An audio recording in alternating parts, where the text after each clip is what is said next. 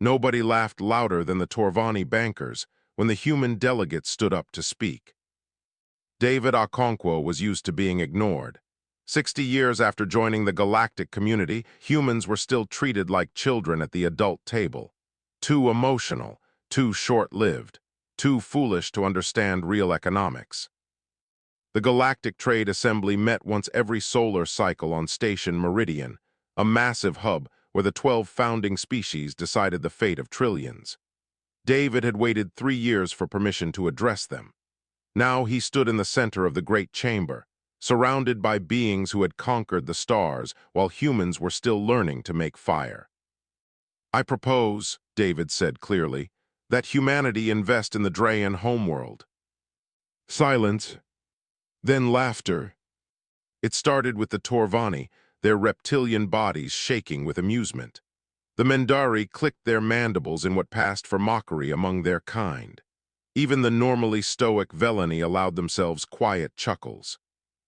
Ambassador Rilla, a tall, insected Mendari, raised one of her forearms. "Perhaps the human does not understand. The Drayan are a dying species. Their planet is worthless. Their population has dropped by 90% in 3 centuries. They have nothing to offer." "I understand perfectly," David replied. Grulseth, the ancient Torvani who controlled nearly half of all galactic currency, leaned forward. His yellow eyes studied David like a predator examining particularly stupid prey. "Human," he said slowly, "our algorithms have calculated the Drayan situation from every angle. There is no scenario where investing in them produces returns. They will be extinct within 2 generations. Their world will be sold for mineral extraction after they die. This is simple mathematics." "Your mathematics," David said, "not ours." More laughter. David waited for it to die down. Then he pulled up his proposal on the central display. The numbers made several delegates gasp. 80% of Earth's galactic credit reserves, Ambassador Rilla read aloud.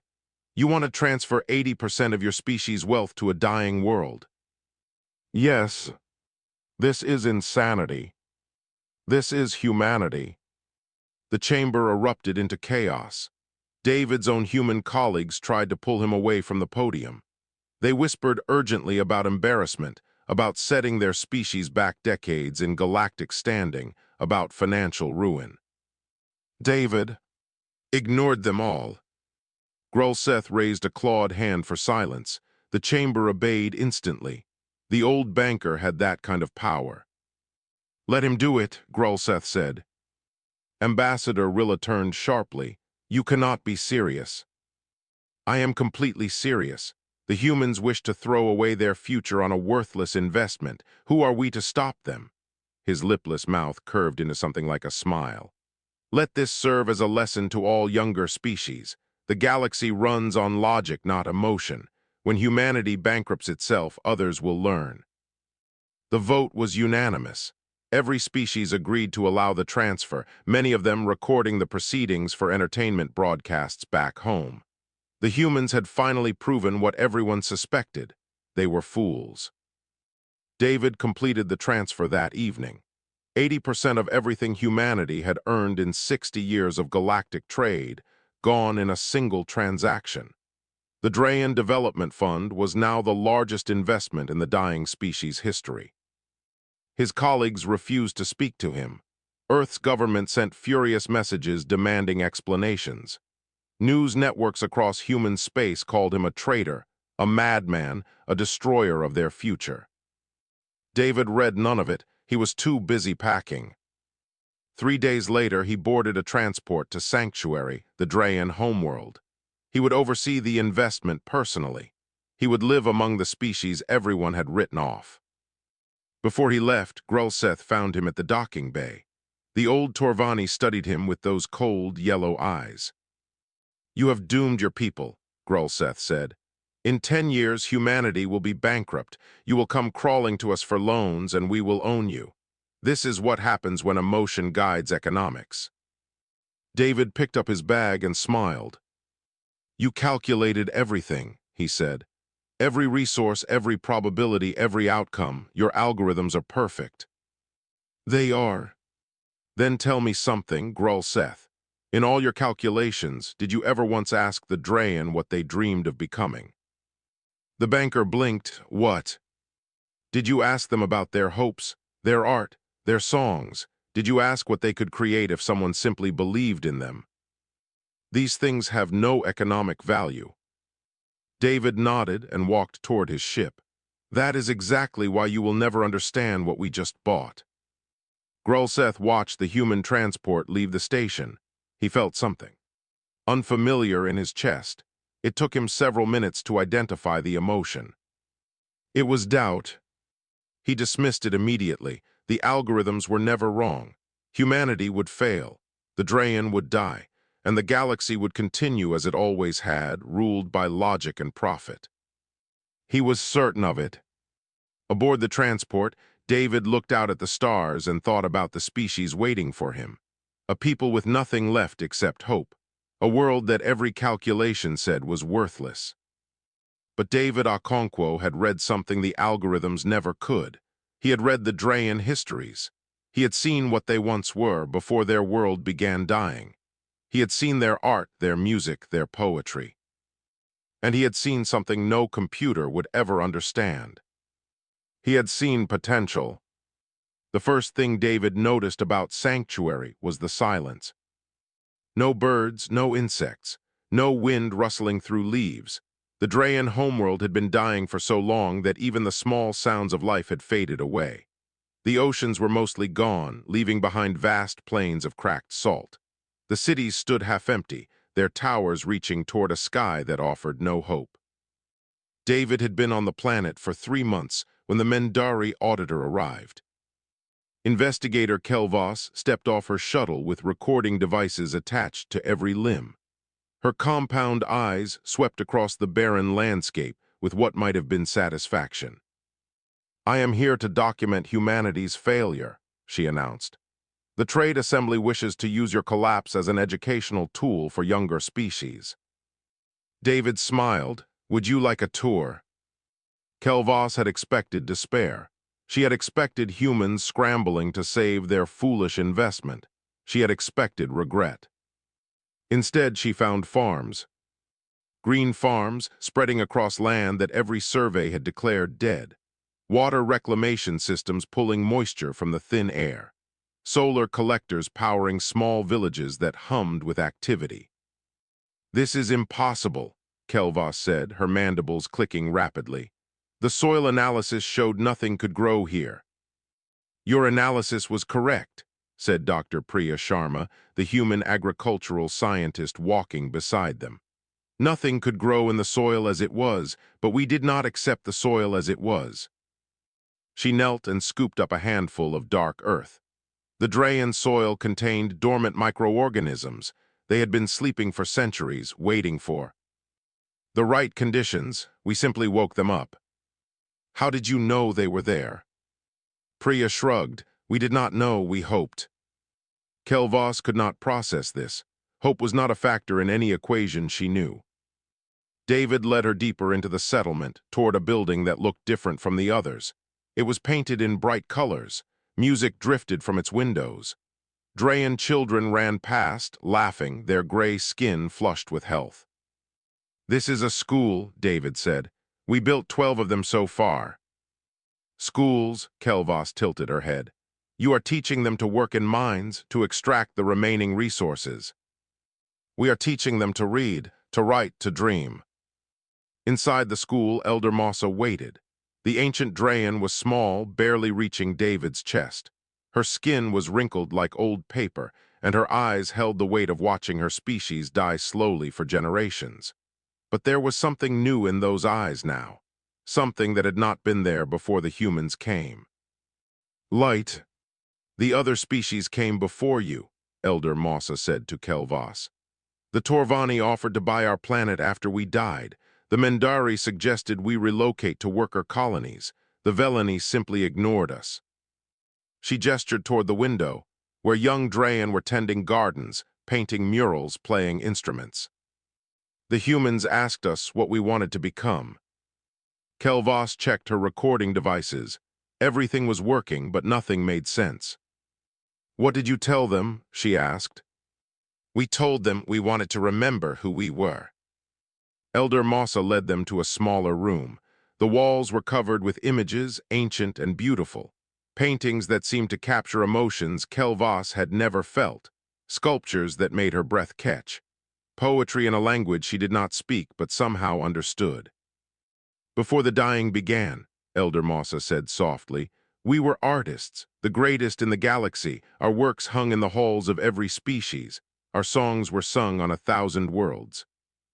What happened? The galaxy changed. Art was deemed inefficient. Our economy collapsed because we produced nothing the markets valued. We were told to adapt or die." She touched one of the ancient paintings gently. "We chose to die." David stepped forward. "Until now." He showed Kelvas the real investment. Not mining equipment, not resource extractors, art supplies, musical instruments, recording studios, everything. The Drayan needed to create again. "You invested your species' wealth in paint and canvas?" Kelvas asked, her voice rising. "In songs and stories." "We invested in what the Drayan actually are," David said, "not what your algorithms said they were worth." That evening, a young Drayan child approached David with a small canvas. She held it out shyly, waiting.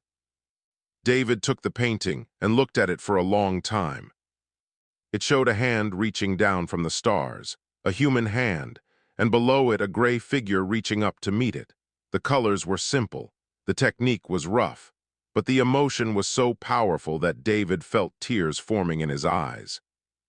Kelvas watched him. She had been recording everything, preparing her report on human foolishness. But now she was not sure what to report.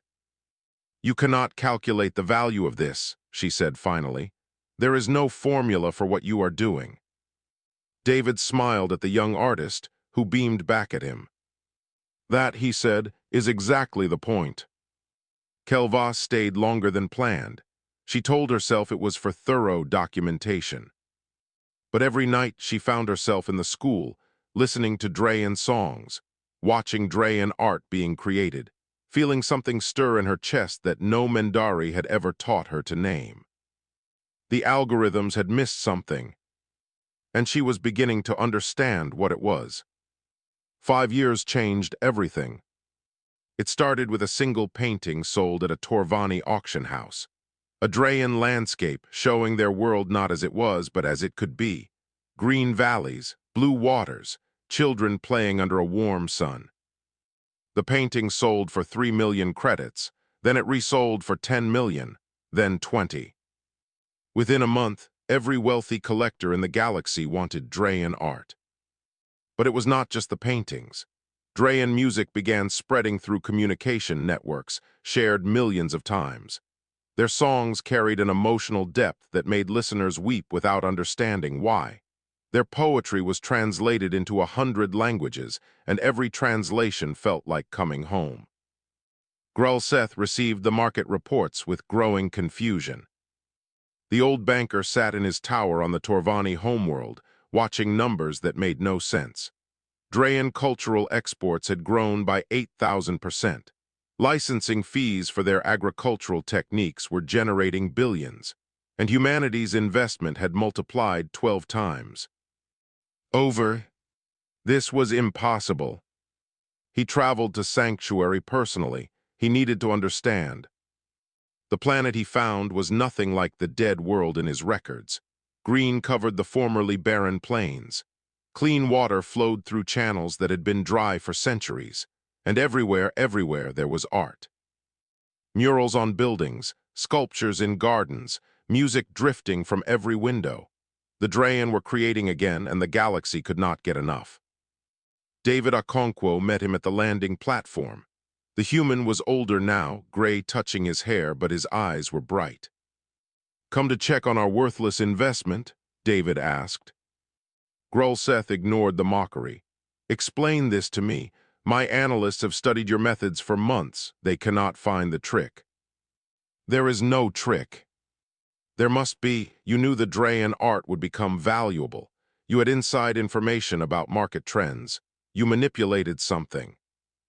David laughed. actually laughed at the most powerful banker in the galaxy. "We knew nothing," he said. "We simply believed." They walked through the rebuilt capital city. Drayan greeted David warmly, some embracing him, others offering small gifts of food or handmade crafts. He knew their names. He asked about their families. He treated them like friends, not investments. Grulseth watched all of this with mounting frustration. "This makes no economic sense," he said. "You invested without any guarantee of return. You spent resources on education and art when you could have extracted minerals. Every decision you made was wrong by any rational standard. And yet here we are." They reached the central plaza, where Elder Mossa sat surrounded by young Drayan artists. She looked healthier than she had 5 years ago. Hope, it seemed, was good medicine. "Tell him," David said to her, "tell him what humanity gave you." Elder Mossa studied the Torvani with ancient eyes. "Your species offered to buy our corpse. The humans offered to help us live." "That is sentiment, not economics." "Is it?" She gestured at the bustling city around them. "Our art sells for fortunes because it carries truth. Our music moves beings because it speaks to something deeper than profit. Our farming techniques work on dying worlds because we learn to nurture, not extract." She leaned forward. "You built an economy on taking. Humans showed us how to build one on giving. Which do you think will last longer?" Grulseth had no answer. That night, Kelvos found him in the visitors' quarters. The Mendari investigator had never left Sanctuary. She had resigned from her position and now worked as a teacher in one of the human-built schools. "You are trying to understand it logically," she said. "I did the same thing for months. And I failed, because logic cannot explain why their art makes me feel less alone. Logic cannot explain why helping them gives me purpose. Logic cannot explain why I am happier here, among a dying species on a broken world, than I ever was at home." Grulseth stared at her. "You were one of our best investigators." "I was one of your loneliest beings." She clicked her mandibles softly. "The humans did not just invest in the Drayan, they invested in everyone who came here. They invested in me." Before leaving, Grulseth sought out David one final time. "What do you want?" the banker demanded. "Every investment has a goal. Every transaction has a winner and a loser. What are humans trying to gain from this?" David considered the question seriously. "We want the Drayan to thrive," he said. "We want them to be happy. We want their art to spread across the galaxy and remind every species that there is more to existence than numbers on a screen." "That benefits you how?" "It does not benefit us. It benefits everyone." Grulseth returned to his homeworld deeply troubled. His entire civilization was built on the certainty that self-interest drove all behavior. Compassion was inefficiency. Generosity was weakness. The strong took from the weak, and that was the natural order. But humanity had broken the rules. They had given freely, expected nothing in return, and somehow profited beyond all prediction. His algorithms could not explain it. And for the first time in his long life, Grulseth wondered if the algorithms were missing something fundamental about the universe. 10 years after the Drayan investment, the galactic economy began to collapse. It started slowly.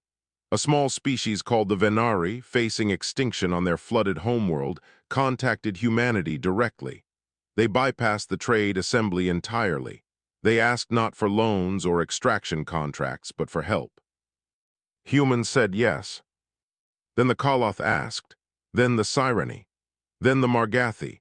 Species after species, all written off by galactic economists, all reaching out to the only civilization that had ever treated dying worlds as worth saving. Humanity said yes to all of them. Ambassador Rilla called an emergency session of the Trade Assembly. The great chamber that had once laughed at David Okonkwo was now filled with panic. "The humans have begun 6 major development projects," she announced. "They are transferring resources to species our models declared worthless. They are teaching, building, creating without any clear profit motive." "Let them waste their wealth," a Velani delegate said. They will bankrupt themselves eventually. They should have bankrupted themselves already. Rilla pulled up the financial data. Instead, their economy has grown by 400%. The species they helped are now trading partners, allies, contributors. Humanity is becoming the center of a new economic network that does not follow our rules. Grulseth sat in his usual place, but he looked older than his years. The Torvani banking system was showing cracks. Their algorithms, perfect for a galaxy based on extraction and self-interest, could not predict human behavior. Markets that had been stable for millennia were fluctuating wildly. "We must stop them," he said quietly. "How?" Rilla demanded. "They have broken no laws, they have simply chosen to help others." "That is the problem. They are proving that our entire system is based on a lie." The chamber fell silent. No one had ever said it so plainly. President Amara Diallo arrived 3 days later. Earth's leader was a small woman with kind eyes and a voice that carried without effort. She addressed the assembly with no notes, no prepared speech. "You are afraid," she said simply. "I understand. Your civilization is built on the belief that compassion is weakness, that helping others without profit is foolish, that the universe is a competition where only the strong survive." She paused, looking at each delegate in turn.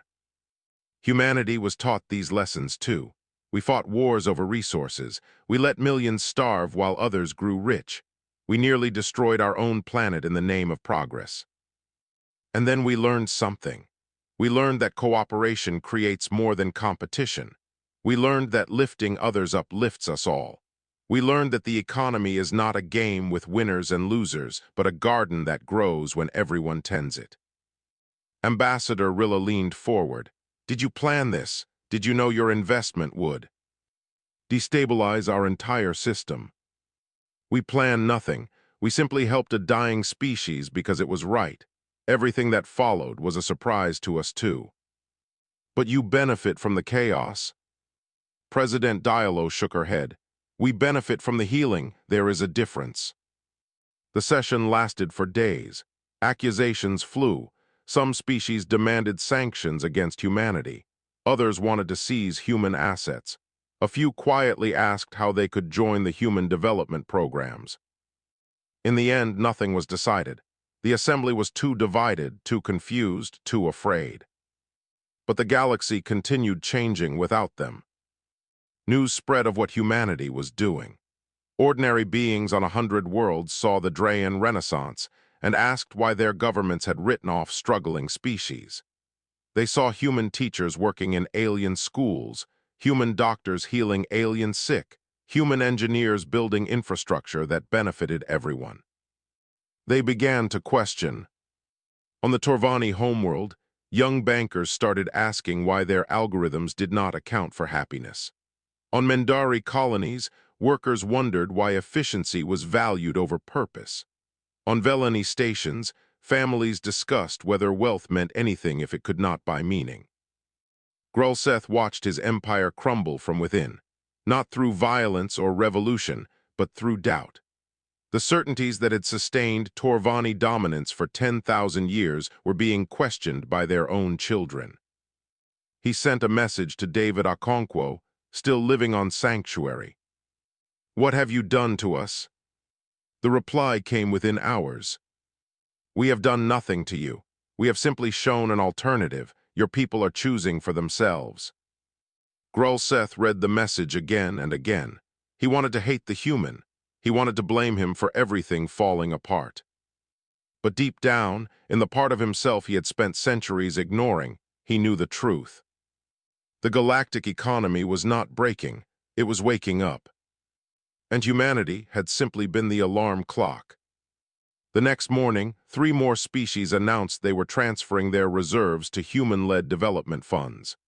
The galactic credit standard, unchanged for 8,000 years, began its final decline. Something new was being born, something that could not be predicted, calculated, or controlled. Something human. 15 years after one human made a foolish investment, the galactic credit died. It was not replaced by another currency backed by resources or military power. Instead, the galaxy adopted something unprecedented, the contribution standard. Value was measured not by what you took, but by what you gave. Myra Okonkwo watched the transition from her office on Earth. David's granddaughter had inherited his vision and his stubbornness. Now she coordinated humanity's development programs across 37 worlds. The Drayan had become cultural leaders. Their art hung in every capital. Their philosophy was taught in schools across known space. The species that everyone said would die had instead shown the galaxy how to live. But not everyone celebrated. Grulseth arrived on Earth without warning. The old Torvani had aged badly. His scales were dull, his movements slow. The collapse of his banking empire had broken something inside him. "I need to understand," he said to Myra. "Before I die, I need to understand how you did this." She took him to see her grandfather. David Okonkwo was 93 years old.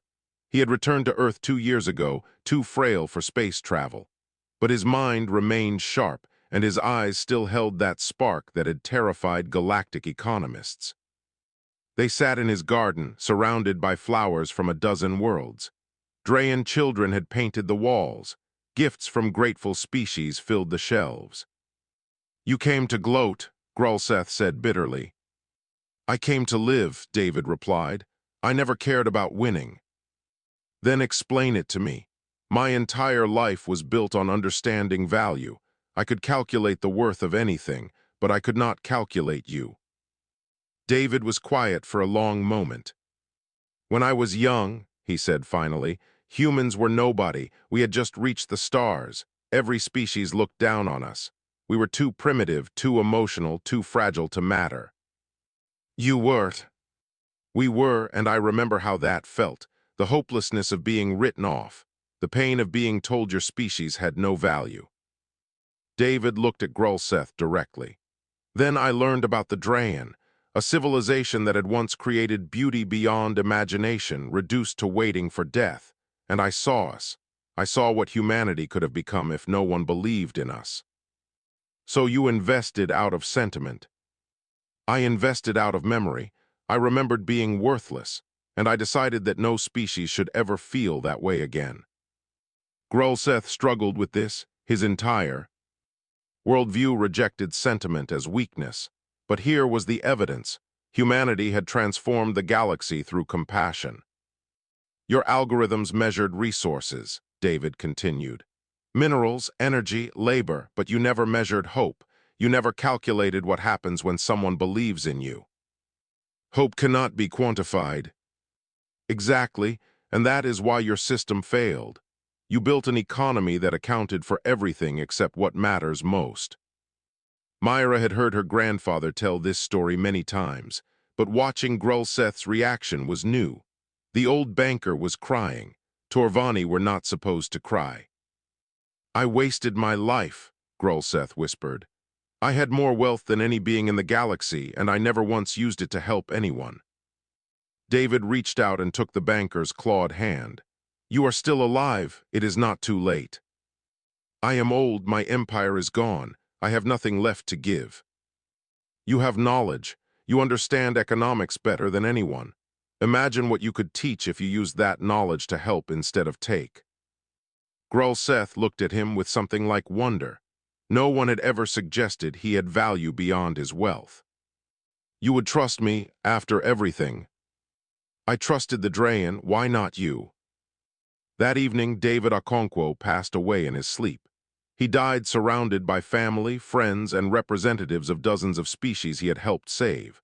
Drayan artists sang ancient songs. Mendari scholars read poetry. Even a few Torvani bankers came to pay respects. Grulseth stood at the edge of the crowd, watching. He had come to Earth seeking answers. He had found something more valuable. He had found purpose. Within a month, he established the Okonkwo Foundation. He donated his remaining wealth to education programs across struggling worlds. He taught young economists that value came from contribution, not extraction. It was not much. It could not undo centuries of harm, but it was something. And in a galaxy transformed by one human's belief in others, something was always enough. Myra received the news of Grulseth's foundation with quiet satisfaction. Her grandfather had done it again. Even in death, he was still investing in unlikely causes. Still believing in those everyone else had written off. Still proving that the most powerful force in the universe was not technology or weapons or wealth. It was simply this, the choice to see potential where others saw nothing, and to invest in it anyway. 50 years after one foolish human bet everything on a dying world, the galaxy gathered to remember him. Sanctuary had become the cultural heart of known space. The planet that every algorithm said was worthless now welcomed visitors from hundreds of worlds. Its cities bloomed with life. Its art galleries drew millions. Its universities taught the philosophy that had transformed civilization. Myra Okonkwo stood before the memorial crowd, her hair white, her movements slow, but her voice still strong. Beside her stood a young Drayan named Sola, great-grandchild of Elder Mossa. Behind them rose twin statues, David Okonkwo and Elder Mossa, hands reaching toward each other across the stars. Representatives of 47 species filled the plaza, species that humanity had helped save, species that had once laughed at human foolishness, species that now built their futures on the foundation humans had laid. Kelvas sat in the front row. The former Mendari investigator had spent 30 years documenting what she called the Great Awakening. Her book on the Drayan Renaissance was required reading across the galaxy. "I have finally finished my research," she announced to the crowd. "I have analyzed 50 years of data. I have interviewed thousands of beings. I have studied every economic model ever created." She paused, her compound eyes reflecting the sunlight. "And I have discovered what humanity actually invested in." The crowd leaned forward. They invested in tomorrow. Silence fell over the plaza. Every other species in the galaxy calculated value based on what existed, Kelvas continued. "We measured resources, we counted populations, we assessed current capabilities, we looked at the Drayan and saw a dying species on a dead world. Humans looked at the same data and saw something different.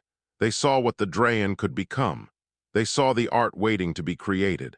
They saw the ideas waiting to be born. They saw potential." She gestured at the beautiful city around them. "This is what potential looks like when someone believes in it." Sola stepped forward to unveil her great-grandmother's final gift. A massive mural covered the wall behind the statues. It had taken 20 years to complete. The image showed the galaxy itself, rendered in colors that seemed to glow from within. And scattered throughout the stars were hands. Human hands, Drayan.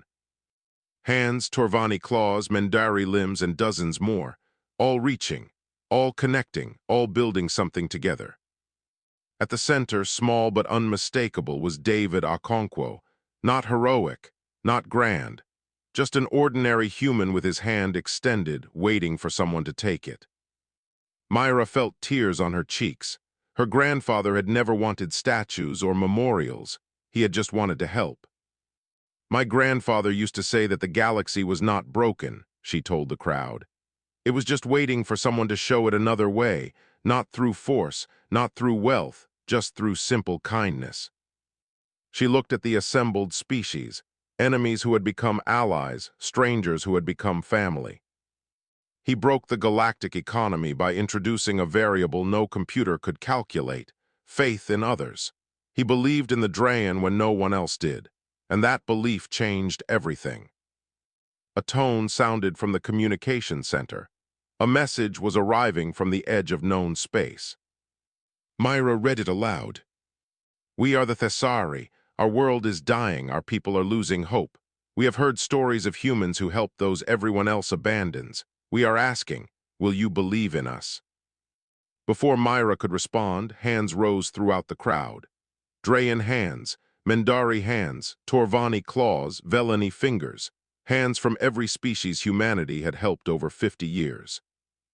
17 delegations volunteered before the day ended. Ships were being prepared. Resources were being gathered. Teachers, doctors, engineers, artists, all ready to travel to a world they had never seen to help people they had never met. The human way had become the galactic way. Myra watched the volunteers organizing, and she thought about her grandfather. He had made one investment, one choice to believe in someone when the numbers said not to. And now, half a century later, the galaxy was transformed. Not through conquest, not through technology, not through economic manipulation. Through compassion. Sola appeared beside her. "Your grandfather would be proud," the young Drayan said. Myra smiled. "He would say there is nothing to be proud of. He would say this is just what people do when they stop calculating and start caring." Above them, the stars shone bright and welcoming. Somewhere out there, the Thessari were waiting. Beyond them, other species struggled. Other worlds died slowly. But the galaxy was different now. Help was coming, not for profit, not for power, simply because someone had taught the universe that kindness was not weakness. It was the greatest investment ever made. And it was still paying dividends.